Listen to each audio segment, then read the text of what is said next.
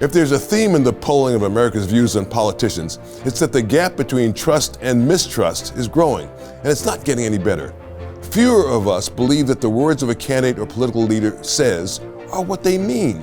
Tonight, you'll meet someone who often begins speeches, especially talks with young people, by listing his core principles, the values that guide the votes he makes in Congress and that shape the way he lives his life. Critics might think living by a list like this is too rigid or inflexible or impractical in an arena like politics. I'll let you be the judge. Stay with us.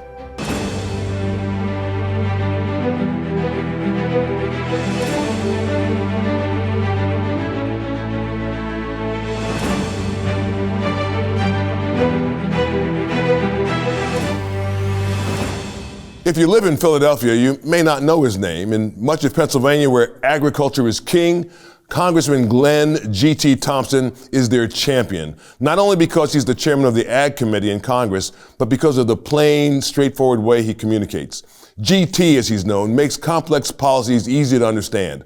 No pretense, just the facts as he sees them. He might never be a TikTok star, but I sense that that'll be just fine for the man from Howard, Pennsylvania. Mr. Chairman, welcome to State of Independence. Joe, thank you so much, brother. Just a privilege to be with you. Well, first, I'm in Philadelphia, which most people have heard about. Tell us about your hometown, a place that may not be so familiar to some of our viewers. Well, my hometown is the metropolis of Howard, Pennsylvania. 600 people, one red light. We don't need the red light anymore, but once you get one, you really don't want to give it up. So we still have but that's home. You know, yeah. I've always lived in Howard my entire life, and it's a real privilege. It's really reflective of my congressional district, which is made up of a lot of boroughs and townships.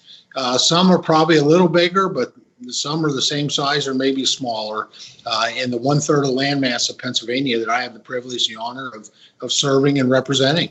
Yeah, that's a huge, huge area. So tell us, what did you do before you got to Congress? Everybody knows that you're a member of Congress and you're the chairman of the Agriculture Committee, but what did you do before you got there? Well, Joe, I worked for 28 years. I've served my career. And my career was serving individuals facing life-changing disease and disability. Was a therapist, a rehabilitation services manager. Actually, was licensed as a nursing home administrator at the end of my career to be able to fill in for the health system that I worked at, really out of Lycoming County. What was the Williamsport Hospital and then became Susquehanna Health. Today it's a UPMC operation. Oh, yeah. That occurred after I left, but that's what I did. Were you a Christian person? I mean, I know you're a Christian now, but were you a believer? Was there something that drew you to faith, or did you grow up in a family where Christ was central? Yeah, well, my immediate family, my mom and dad, we had a small business, a sporting goods business. My dad was in the Navy, got out of the Navy, became a tool and die maker using his GI benefits, and after 15 years froze his retirement and built a sporting goods store in our front yard. And so we never really went to church until my maternal grandmother, and then my paternal grandmother would come out and pick myself, my brother and sister and I up and take us to church. I certainly credit those three individuals in my lives, really in my early faith journey of bringing me to Christ. They were the first, exposing me to Sunday school and to worship services. The second, I have to say, was my scoutmaster.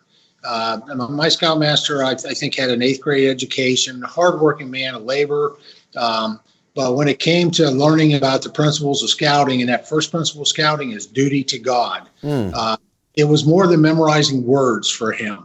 For my scoutmaster, it was about words and action, and really that would continue me on my faith walk. And then finally, it's my wife, and today's our 43rd wedding anniversary. Congratulations. Yeah, and so appropriate to really note that today. I mean, she really did. She filled in all the blanks. We became joined a local church at that point when we were married, and continued with that church. And so Penny was really the third of that three-legged stool. Yeah, three-legged stool, really, that provided me with the firm foundation of my faith, which really everything else that has come along in life has been built upon that foundation. So it doesn't sound like when you're in your career, you're doing very well in your career, you're helping people. I mean, I guess if you had to guess, as a younger man, you would have probably not ever thought that you'd be in Congress at this point in your life. But so how does that happen? Because you end up running for Congress, and not only are you running, but you're in a crowded field where you're certainly not picked to win. You're outspent by probably a lot of 240 to 1. Oh my goodness. Oh Yeah. my goodness. Talk about odds. So what made you decide to run? I mean, what were the forces that brought you to become a candidate? Well, it was the forces that guided me throughout my life, and that was really the lessons that came out of my faith and my early youth experiences, really in scouting as well, of providing service to others. When I have the chance to talk with kids, and I do that as often as possible in schools, whether it's elementary schools, middle schools, high schools, or actually I do a government outreach program where I bring a lot of high schools together at least 3 times a year. I talk about how important it is to define your life purpose. And I talk about my life purpose, where I also tell them that their life purpose, to discover that, they need to get as much out of their education as possible, but then they need to pay attention to what's happening around them. And life purpose is not your, quite frankly, it's not your job title or your job description. It's more what's inside. It's the satisfaction. It's what you feel and get from being able to get out of bed in the morning and to go out and do something that fulfills your life purpose. My life purpose really is about making a difference in the lives of other people. I love to tell the story about the very first time where I really kind of figured that out. I was 11 years old. My mom and dad had done a great thing. They brought a boy that had been bouncing around foster care his entire life at that point. He was just a couple years older than I, into our home. And Bob became a part of our family. He's still a part of our family today, all these decades later. And one of the promises Mom and Dad made was that Bob could continue with the Boy Scout troop in a neighboring community that he joined. And Bob had special needs. He didn't learn well if you just talked to him, but if he was able to use his hands and be able to really experience something, there's nothing he couldn't do. And so Mom and Dad would on Thursday evenings would take him to the Boy Scout troop meeting, and quite frankly, as a younger brother, I got to tag along. And so my life purpose really came out of one of our first community service projects, and that was we were washing fire trucks. And as an 11-year-old boy, it's a great experience, right? Crawling around those fire trucks on the hose beds, you're scrubbing down that truck. I like to say it's probably one of the greatest experience for an 11-year-old boy. Probably is for an 11-year-old girl. I just have never been one, so I have no idea. And we would, and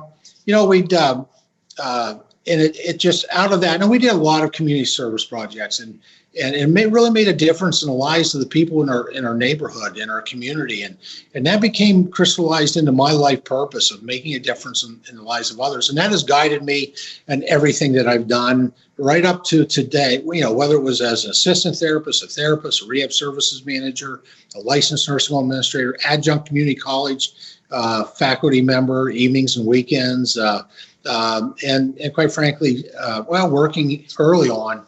When I graduated from Penn State with individuals with intellectual disabilities in a group home, even doing some of the overnights there.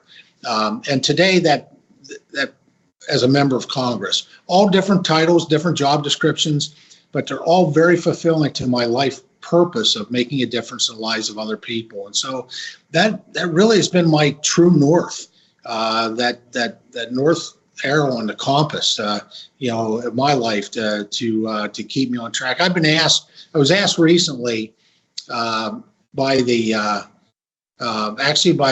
just retired, the president of the Boy Scouts of America, and of what I would do eventually someday when I got out of Congress. And I didn't know what to tell him.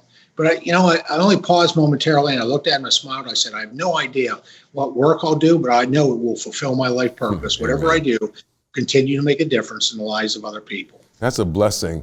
So take me back to that first campaign where you announced that you're a candidate, and how many people were in that primary with you?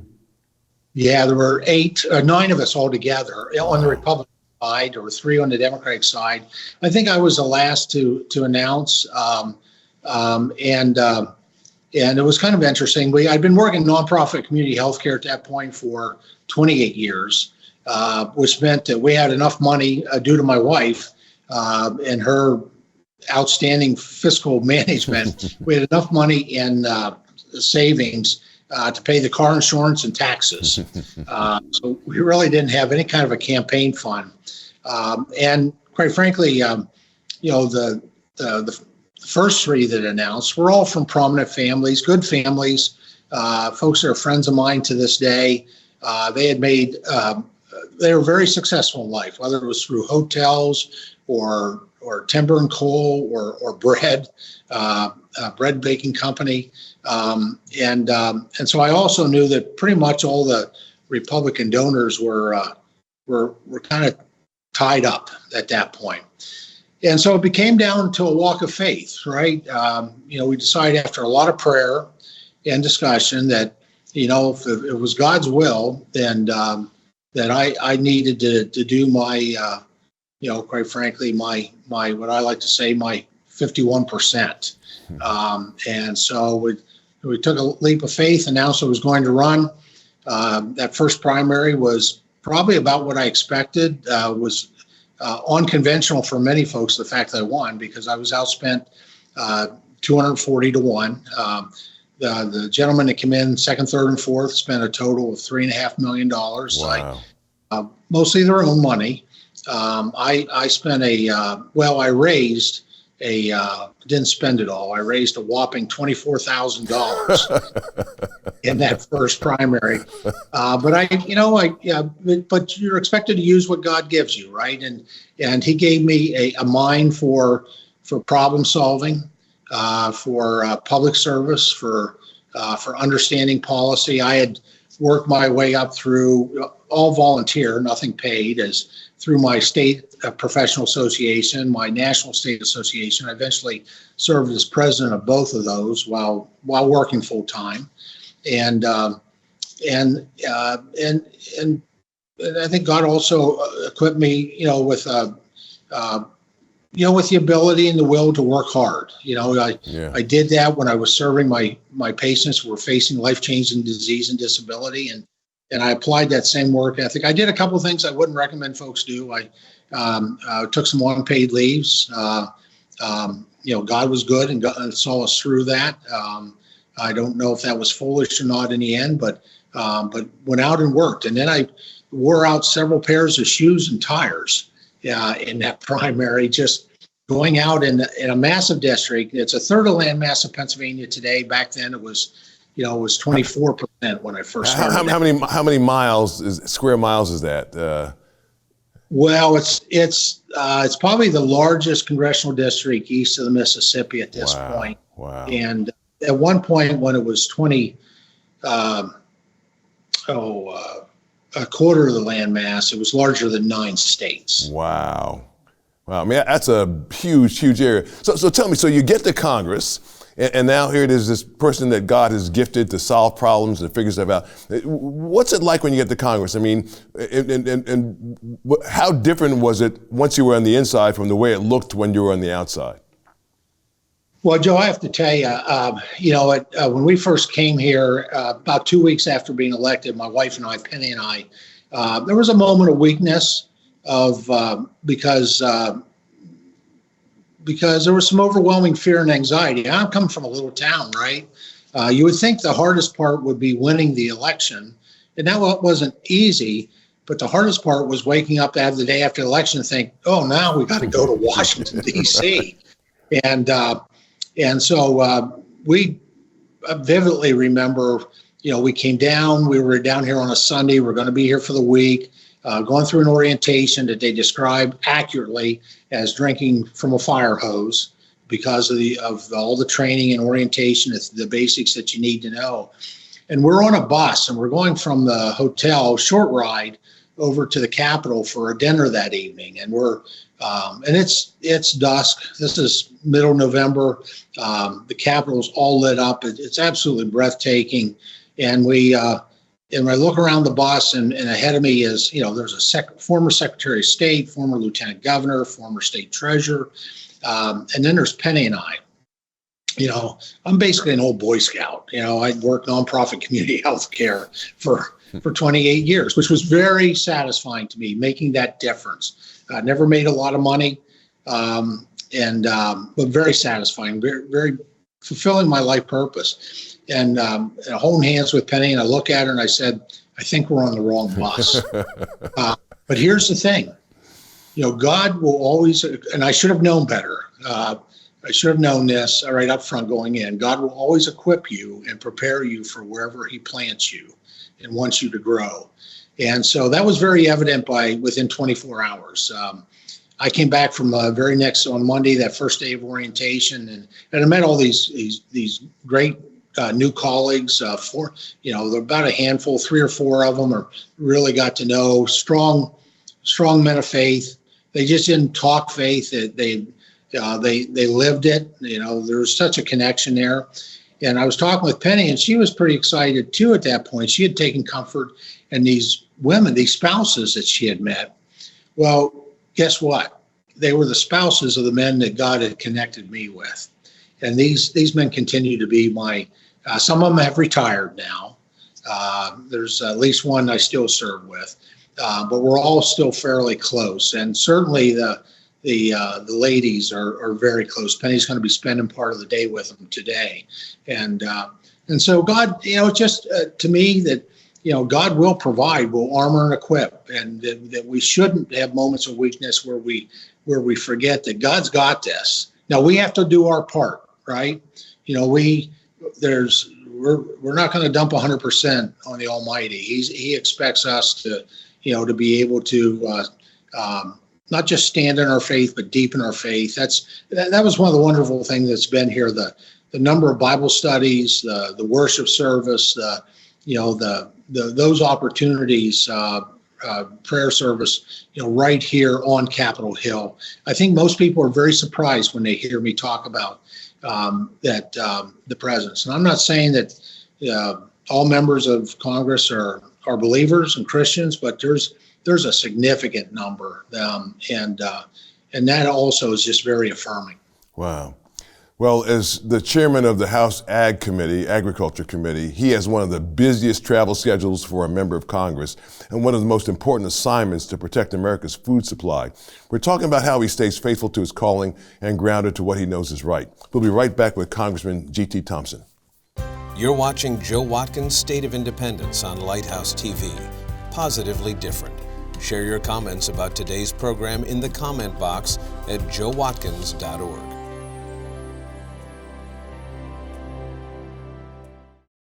Welcome back to State of Independence. Congressman Glenn G.T. Thompson is my very special guest for the full program. G.T., what's the hardest part of being a follower of Jesus in politics? It might seem easy because there are so many self-identified Christians, but I suspect it isn't. I talk about my principle-based leadership, my principles, and really I have 4 principles that I follow that guide my actions, my words, my votes. And the first one is duty to God. The decision I'm making, is it righteous according to God's word, according to my faith? Now I have 4 of those, but if the answer is no on the first one, I don't go on to 2, 3, and 4.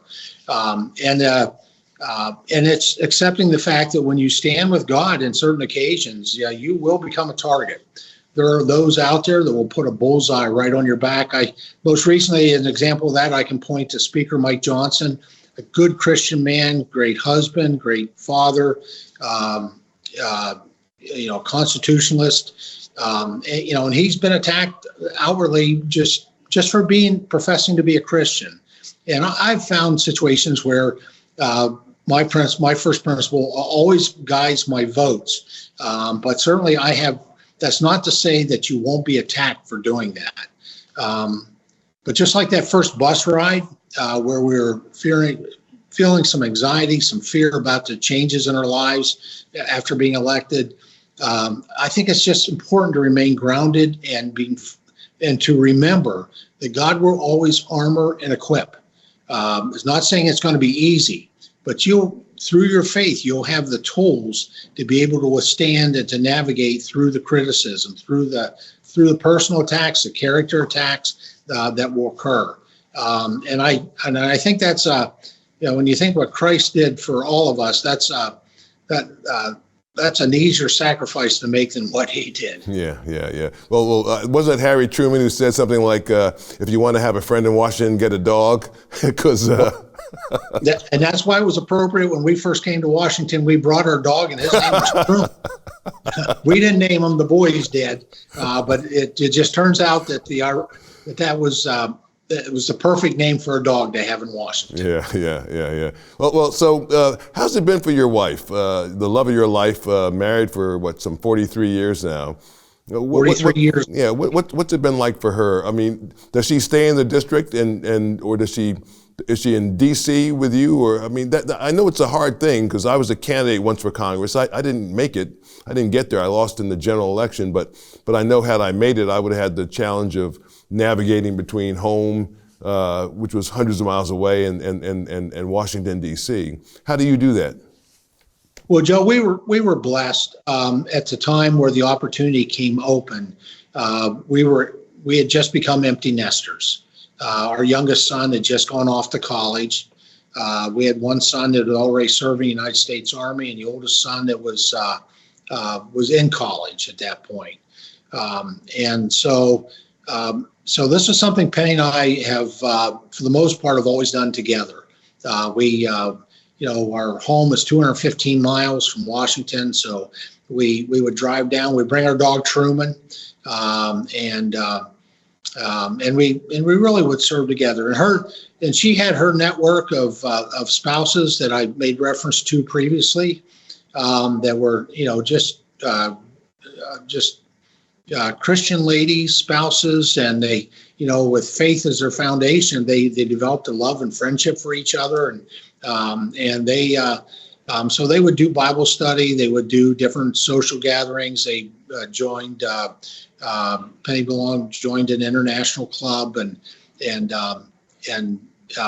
so it's been, which has been great because what's the old saying? Happy wife, happy life. Amen. And so this is something we continue to do together. No, we've had some. It's been 15 years, right? We're just finishing up 15 years. So there's been different times in our lives that God has asked us to do something different. We at one point, we got a call from children and youth that our great nephew was going to be taken out of his home, and he was either going into foster care or he was coming into our house. And so at that point, Penny stayed home for a year or more and went back to being a full-time mom.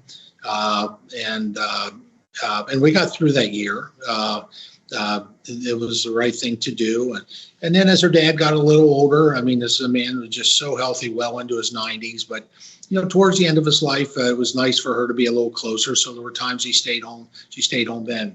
But for the most part, this has always been something that we've done together, and that's been a blessing. I certainly pray for those folks who are called to public service when they still have children at home, because it's a public service is a challenging job. Certainly as a member of Congress, but I would say the same for state house, state representative, probably other positions.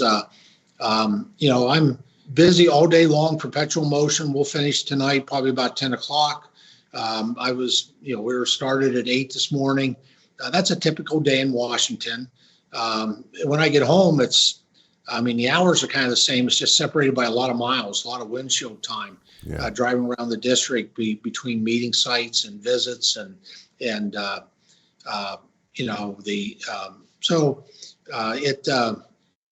love to meet the person who coined the term recess. Because sometimes doesn't exist. It's not the recess I remember at Howard Elementary School. There's no monkey bars, right?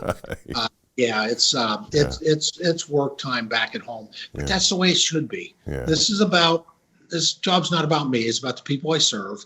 And it's about public service, and it's about being in contact with the folks I serve and represent. Today, that's 730,000 citizens, approximately. Well, maybe a little more than that, I guess, with redistricting, closer to 780,000. Wow. Well, GT, it has been quite a privilege to have you on the program today. I know there are many in our audience who would want you to know that they are lifting you up in prayer and cheering you on as you seek to follow Christ in the halls of the Capitol. Thanks for making time. Joe, thank you. God bless you. God bless you as well. We'll be right back with our great producer, Jeff Coleman. Learn more about Joe Watkins and the mission of this program at joewatkins.net. And tell Joe what you thought about today's program in the comment box. So now let's talk to our great producer, Jeff Coleman. So maybe the most unusual thing about this interview is that you had a congressman who said 43 years of marriage, right? Yeah, and we happen to be at the anniversary date, which is pretty cool. But this idea, which is something that we talk a lot about at our house, is that where God places you, he also provides the resources for it. And I think a lot of times we come up with an idea and we try to figure out how do we get the resources to fund or fuel the idea. So if you were G.T. Thompson looking at that congressional race, talk to a consultant and say, okay, so GT, you're going to need $1.5 million or $2 million or $3 million to be competitive in this primary. And God says, no, you're going to need $25,000. You're right. And you're going to take off time with no pay. So what I love about GT is he is at the edge. And so when you see him get pushed up to a leadership position like the chairman of the Ag Committee, you can't look at him and say, well, he was the best schemer, manipulator, political operative. You have to explain it some other way. And I think the only way you can explain it is God. Yeah, amen, amen. Well, Congressman G.T. Thompson is a plain-spoken, principled, and as I think you saw, unpretentious member of Congress. But most importantly, he's a follower of Jesus and places that identity and responsibility above any other. Is that the case where you live and work? Do people know you as someone who is God's person or God's woman on the street where you live? Or do they know you by some other reputation? I think all of us should ask this question now and then. Just who are we following? For Jeff Coleman and the production team here at Lighthouse TV, I'm Joe Watkins. From America's first capital, Philadelphia, thanks so much for welcoming us into your home. God willing, I'll see you next week. He's got like a huge congressional district. I mean, I've been there. It's massive. Yeah. Run out of gas from one Went into the other, right? Yeah. Really big. I don't know how many courthouses, like 15 or... Joe Watkins' State of Independence is a production of Lighthouse TV, positively different. Made possible in part because of the support of viewers like you.